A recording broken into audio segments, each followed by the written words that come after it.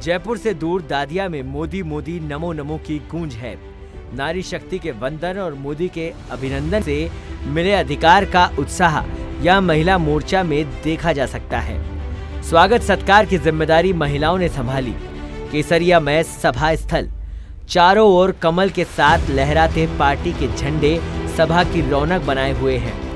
यहीं पर जब मोदी खुली जीप में आएंगे तो वे जनता के बीच जाकर मंच तक पहुंचेंगे।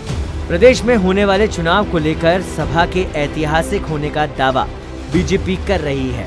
चुनावी माहौल में पिछले 11 महीनों में पीएम मोदी ने 8 बार राजस्थान का दौरा किया है, तो वहीं जयपुर में करीब 4.5 साल बाद प्रधानमंत्री नरेंद्र मोदी भी सभा कर रहे हैं।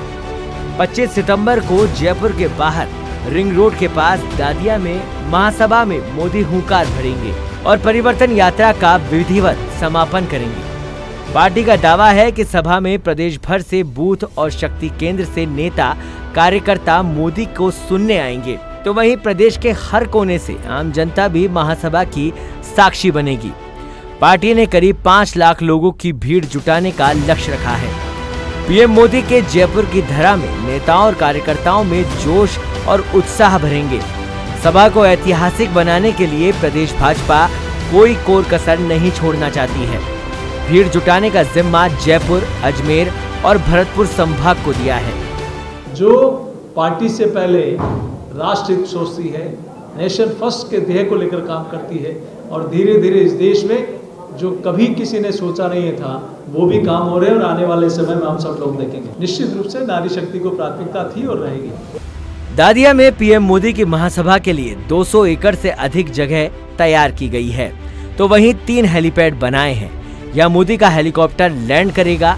यहां से मोदी खुली जीप में जनता और कार्यकर्ताओं के बीच में अभिवादन करते हुए मंच की शोभा बढ़ाएंगे।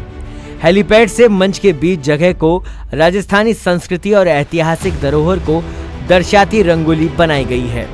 तो वहीं पीएम मोदी की सभा में बीजेपी कई तरह के संदेश देने की कोशिश में है। खास तौर से सभा को भगवामय किया गया है। पार्टी की महिला नेत्रियों को केसरिया ड्रेस और साफा पहनने का कहा गया है, तो वहीं नए वोटर्स को केसरिया साफा पहनकर बुलाया गया है।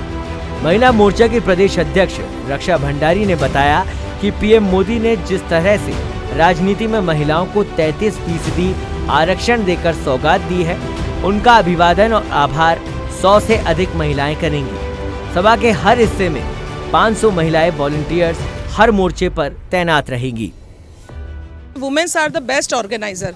ये कहते हैं कि महिलाएं जिस तरह से घर संभालती हैं उसी तरीके से विश्व भी संभाल सकती हैं, और हम ये करके दिखाएंगे। इस सभा में आपको कुछ बहुत ही विलक्षण, बहुत ही अनोखा दिखाई देगा। महिलाएं हर जगह व्यवस्था को और ज़्यादा सुचारू रूप से संभालेंगी।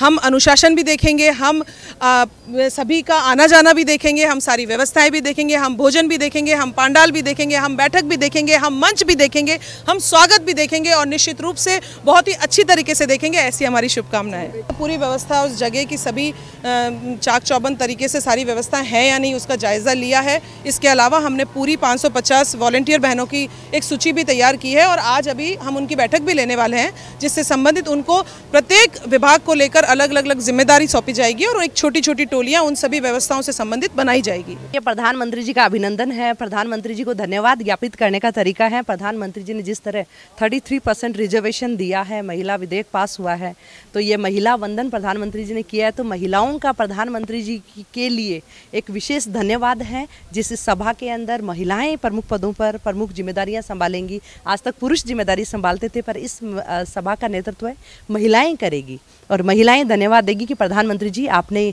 साबित कर दिया ये देश नारी तु नारायणी का देश है। ये यत्र नारीस्तु पूज्यन्ते रमन्ते तत्र देवता की भावना, संकल्पना से संकल्पित देश है और इस संकल्प को प्रधानमंत्री जी ने सिद्ध करके दिखाया है।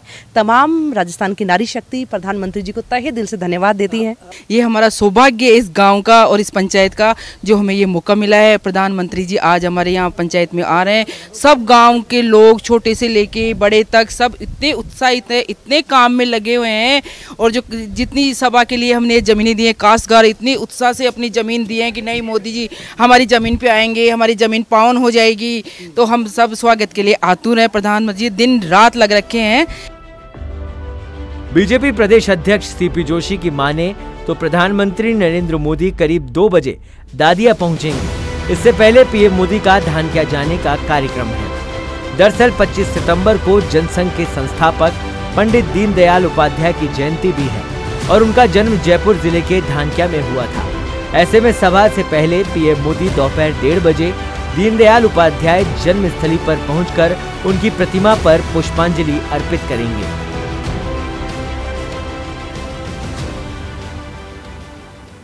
सभा होने वाली है प्रधानमंत्री जी की, उसकी सारी व्यवस्थाएं संचालन से लेकर के जितने भी हमारे 42 ब्लॉक बने हैं उन सारों की व्यवस्थाएं महिलाएं संभालेगी। ये हमारे लिए बहुत खुशी की बात है।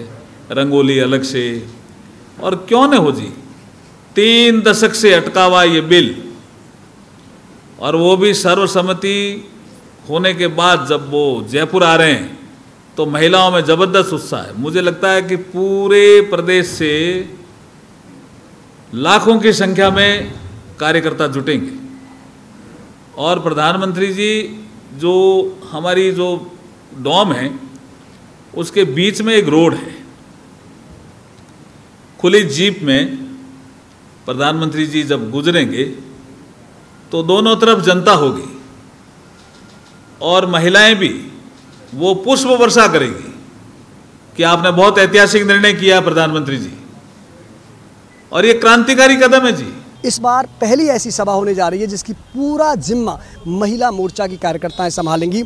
550 महिलाओं की एक टोली तैयार की गई है जो पीएम के स्वागत से लेकर लास्ट तक जो तमाम कार्य सभा के आयोजन के दौरान किए जाते हैं उनका जिम्मा संभालेंगी। चाहे वो मंच संचालन की बात हो, चाहे वो जल व्यवस्था की बात हो, चाहे वो सुरक्षा की बात हो, पार्किंग की बात हो, यानी कि तमाम जो कार्यकर्ता अपनी जिम्मेदारी सभा के दौरान निभाते हैं उन सभी जिम्मेदारियों को इस बार महिला मोर्चा की कार्यकर्ताएं निभाएंगी। ये एक अनोखा प्रयोग पीएम मोदी की सभा में किया जा रहा है और संभवतः देश में ऐसा पहला प्रयोग है जब पीएम की सभा के दौरान सभी जिम्मेदारियों का जिम्मा महिला मोर्चा की कार्यकर्ता संभालने वाली हैं। वीडियो जर्नलिस्ट जमाल खान के साथ लाल सिंह फौजदार, सच बेधड़क दादिया।